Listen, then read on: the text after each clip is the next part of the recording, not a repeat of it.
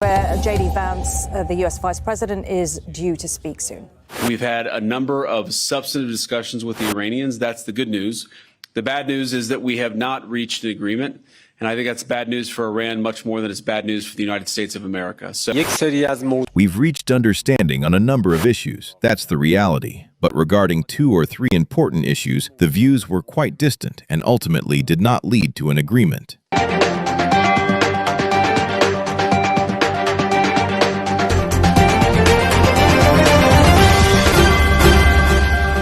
Oduu teenya jalqabaatiin hordoftoota amantaa kiristaanaa biratti bakka guddaa kan qabu ayyaanni Faasikaa hawaasa bal'aa kiristaanaa biratti kabajamaa jira jedhame. Ayyaana Faasikaatiin wal qabatee Iraan irraa jalqabee haga Raashiyaatti ergaa baga geessanii dabarsaniiru. Ayyaanichi akkamiin kabajamaa jira isa jedhu bal'inaan isin biraan geenya.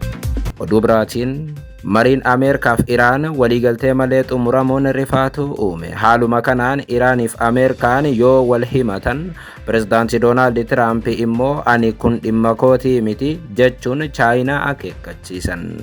Mariin Ameerikaa fi Iraan Paakistaanitti gaggeessaa turan akkamiin gufate biyyoonni lamaan maal dhiyeeffatan kan jedhu bal'inaan isin biraan geenya. Oduu biraatiin mormituu ministeera muummee Itoophiyaa Abiyyi Ahmad kan ta'an Dr. Milkeessaa Miidhagaa obboleettiin isaa hidhamuu beeksisan. Mootummaan maatii qabsaa'otaa hidhuu yoo jabeessu waraanni bilisummaa Oromoo illee gocha wal fakkaataa maatii milishootaa hidhuu haga ajjeesuu itti fufanii jiru jedhame. Obboleettiin Dr. Milkeessaa Miidhagaa eessatti hidhamte dhimma kanaan wal qabatee qaamonni mootummaatti dhiyaatan maal deebisanii bal'inaan dhageessu.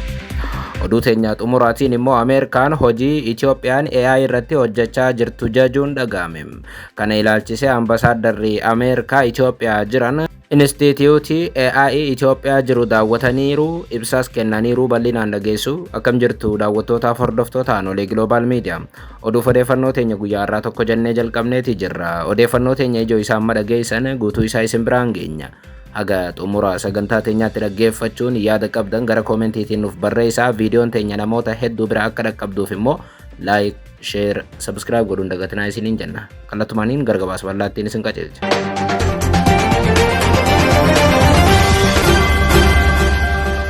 Oduu teenya jalqabuutiin dura hordoftoonni amantaa kiristaanaa baga ayyaana Faasikaa nagaan geessan isiniin jechuu barbaanna. Hordoftoonni amantaa kiristaanaa bakka jirtan hundatti ayyaanni kun ayyaana gaarii, ayyaana milkiif gammachuu akka isiniif ta'u hawwaa. Ayyaanni Faasikaa wayita kabajamu hawaasni keenya jiddu galeessa Oromiyaatiif lixa Oromiyaa bakka kiristaanonni itti heddummaatanitti ayyaana kana kabajaa jiran waraanaan miidhamuu qofa utuu hin taane qaala'insa jireenya ulfaataa keessa akka jiran ni hubanna. Ayyaanni kun isaaniif ayyaana addaati. Irra deebi'iin hordoftoonni amantaa kiristaanaa kutaalee lixa Oromiyaatiif jiddu galeessa Oromiyaa jirtan addatti baga ayyaana kana nagaan geessan isiniin jedhee jeem. Ayyaanichi ayyaana gammachuu isiniif haa ta'u isiniin jedhee ayyaanni kun bara dhufu kan nagaan kabajan kan milkiin kabajan akka ta'us isiniif hawwina. Hundi keessan irra deebiin baga ayyaana Faasikaa nagaan geessan jecha ayyaanuma kanaan wal qabatee oduu qopheessineetti isin dabarsina. Hordoftoota amantaa kiristaanaa biratti bakka guddaa kan qabu ayyaanni Faasikaa hawaasa bal'aa kiristaanaa biratti kabajamaa jira jedhame. Ayyaana Faasikaatiin wal qabatee mootummaa Iraanii haga Raashiyaatti ergaa baga geessanis dabarsaniiru. Haaluma kanaan ayyaanni Faasikaa yookaan du'aa ka'uu ayyaana guddicha hordoftoota amantaa kiristaanaa biratti du'aa ka'uu Iyyasuus Kiristoos yaadachuudhaaf waggaa waggaan kabajamu yoo ta'u ayyaanni kun kiristaanota biratti bu'uura amantichaa waan ta'eef hiika guddaa akka qabu ibsama. Ayyaana kanaan wal qabatee hordoftoota amantaa Ortodoksiitiif Pirootestaantii jidduu garaagarummaa guddaan jiraachuu baatus kabaja ayyaana kanaan wal qabatee yeroo garaagaraa akka kabajan ibsama. Garaagarummaan inni guddaan guyyaa ayyaanni kun irra oolu irratti mul'atam. Fakkeenyaaf amantoonni Ortodoksii kaalaandara Juuliyaanii yookaan Juuliyaan kaalaandar hordofuun ayyaanicha ni kabajum. Amantoonni Pirootestaantiitiif Kaatoolikii immoo kaalaandara Girigooriyaan yookaan Girigooriyaan kaalaandar fayyadamanii ayyaanicha dabarsum. Kanaanis ayyaanni Faasikaa Ortodoksii yeroo baay'ee warra Pirootestaantotaatiin booda torbaan tokko ture kabajama. Mana amantaa Ortodoksii Tawaahidoo Itoophiyaa keessatti ayyaanni Faasikaa sooma baatii lamaa yookaan sooma guddicha boodas akka kabajamu eeramam. Ayyaanni kun hiika du'aa ka'uu yaadachuuf akka kabajamu kan ibsamu yoo ta'u Iyyasuus Kiristoos erga fannifame guyyaa sadaffaatti du'a moo'ee ka'uu isaa amantoonni kiristaanaa ni amanu. Kunis akka abdii jireenyaatti hordoftoota amantichaa biratti ilaalama. Kiristaanotaaf abdii jireenyaa bara baraatii fi mootummaa Waaqayyoo akka argataniittis itti yaadatu. Itoophiyaa keessatti Faasikaan ayyaana maatii, ollaa fi firri walitti dhufee nyaataaf dhugaatii aadaatiin itti dabarsu ta'es kabajama. Kanaanis har'a guutuu Itoophiyaatti ayyaanni kiristaanota biratti bakka guddaa qabu kun kabajamaa kan jiru yoo ta'u, abbootiin amantaa ayyaana kana ilaalchisuun ergaa dabarsaniin ayyaanni Faasikaa agarsiiftuu jaalala Waaqayyootiif mallattoo abdii dhala namaa ta'uu ibsaniiru.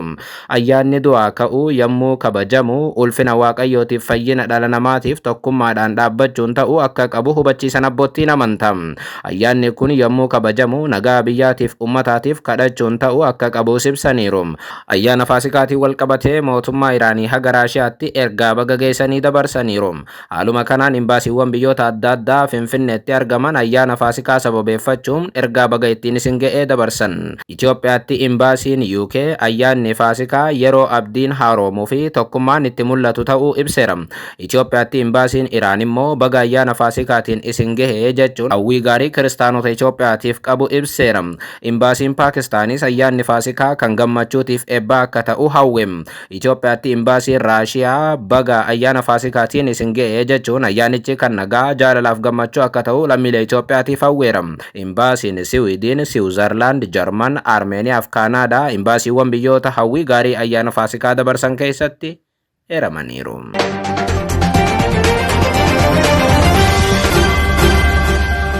Oduu biraatiin Mariin Ameerikaaf Iraan waliigaltee malee xumuramuun rifaatu uume. Haaluma kanaan Iraaniif Ameerikaan yoo wal himatan, Pireezidaantii Tiraamp immoo ani kun dhimma kootii miti jechuun Chaayinaa akeekkachiisan.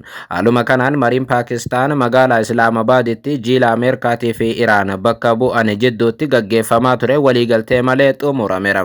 Jiilli Ameerikaa itti aanaa Pireezidaantii Ameerikaa J.D. Vaansiin durfamu dhimmoota hedduu irratti mari'anneerra jedhe. Garuu sababa Iraan duree keenya fudhachuudhaaf fedhii hin qabneef jecha waliigaltee irra ga'uu hin dandeenye jechuun J.D. Vance ibsaniiru. J.D. Vance, the U.S. Vice President, is due to speak soon. We have been at it now for 21 hours, and we've had a number of substantive discussions with the Iranians. That's the good news. The bad news is that we have not reached an agreement, and I think that's bad news for Iran much more than it's bad news for the United States of America. So we go back to the United States having not come to an agreement.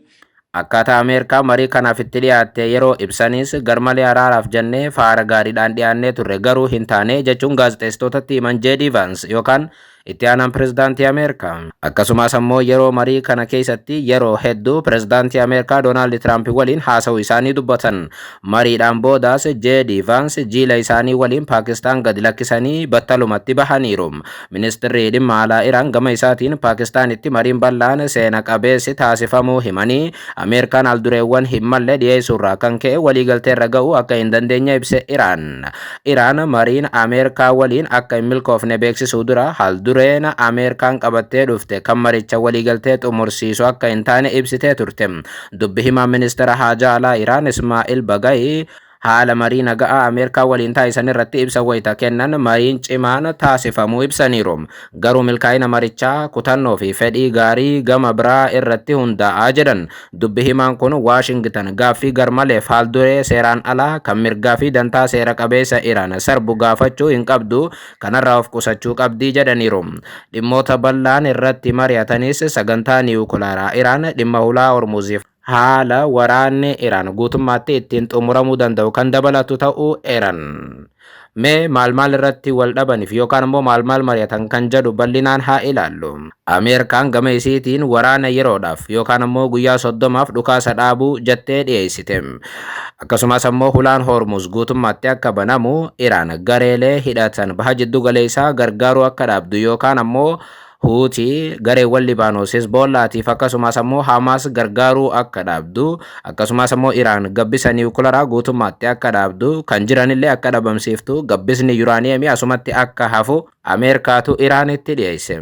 Iraan gama isiitiin immoo waraanni kun guutummaatti akka xumuramu haleellaan tasuma amma booda Iraan irratti akka hin gaggeeffamne Iraan haleellaa irratti raawwatamu kamiifuu wabiin akka jiraatu Israa'elii fi Ameerikaan haleellaa naannoo baha jiddu galeessaa biyyoota garagaraa irratti irratti raawwatan hatattamaan akka dhaaban guutummaatti akka dhaaban fakkeenyaaf Yaman Falasxiinii haga Libaanos irratti haleellaan Israa'el fi Ameerikaan raawwatan guutummaatti akka xumuramu mirgi Iraan gabbisa niwukilaraa deebisuudhaaf qabdu beekamtiin akka kennamuuf Iraan gaafattee jirti jedhame. Kun wantoota biyyoonni lamaan walitti dhiyeessanidha. Ta'us ammoo wantoota kana hunda waliif dhiyeessanillee tasuma irratti waliif galuu hin dandeenye. Mariin kun milkii malee xumurameera.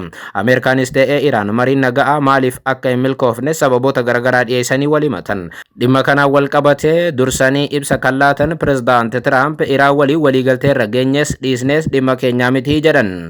Doonaald Tiraamp ibsa halkan edaa kennaniin Iraan waliin waliigaltee irra ga'amuu fi dhiisuun baay'ee akka isa hin dhibnee fi dhimma kanaaf illee bakka akka hin qabne ifatti ibsan. Inumaayyuu xiyyeeffannoof aariin isaa guddaan Tiraamp Chaayinaa akka eeran gabaasa dhiyeenya kana miidiyaalee biyyoota lixaarraa dhiyaachaa jiru. Chaayinaan Teeraaniif meeshaa waraanaa ergaa jirti kan jedhu ture. Dhimma kana irratti deebii akka kennan kan gaafataman Doonaald Tiraamp kun dubbii dhugaatii jechuun mirkaneessan.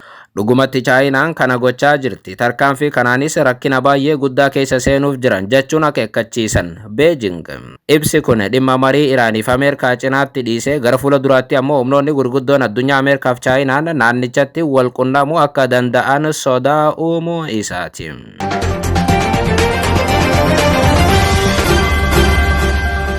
Oduu biraatiin mormituu ministeera muummee Abiyyi Ahmad kan ta'an Dr. Milkeessaa Miidhagaa obboleettiin isaa hidhamuu beeksisan. Mootummaan maatii qabsaa'otaa hidhuu yoo jabeessu waraanni bilisummaa Oromoo illee gocha wal fakkaataa maatii milishootaa hidhuu haga ajjeesuu itti fufee jira jedhame. Haaluma kanaan waggootaaf qondaala olaanaa bilchiginnaa kan turaniif waggoota dura dhiibbaa irra ga'een biyyaa kan ari'aman Dr. Milkeessaa Miidhagaa obboleettiin isaa hidhamuu mirkaneessan. Ministeerri muummee Abiyyi Ahmad albeedhaan mormaan sirraa kutanaan jedhee na doorsise jechuun ifatti himannaa dhiyeessaa kan turan Dr. Milkeessaan amma maqaa shaneetiin obboleettii koo hidhaniiru jedhan. Ergaa gama yuutuubii isaa gubbaatti viidiyoodhaan dabarseen qondaalli bilchiginnaa duraanii kun obboleettiin koo sababaan ani mootummaa mormuu qofaaf maqaa shaneetiin hidhamteetti jedheera. Dr. Milkeessaan obboleettiin isaa Damboobee Miidhagaa Gammachuu magaalaa Ijaajjii aanaa Iluu Galaanitti waajjira poolisiitti hidhamtee dararaa argaa jiraachuu ibsuun hawaasni dhimma kanaaf akka birmatuuf gaafataniiru. Torbaan dabre akka hidhamtee fi hidhaa irraa akka baatuufis maatiin isaa isa dhoksuudhaan isii baasuudhaaf yaala akka turan kan dubbatu Dr. Milkeessaan garuu hin milkoofne jedheera.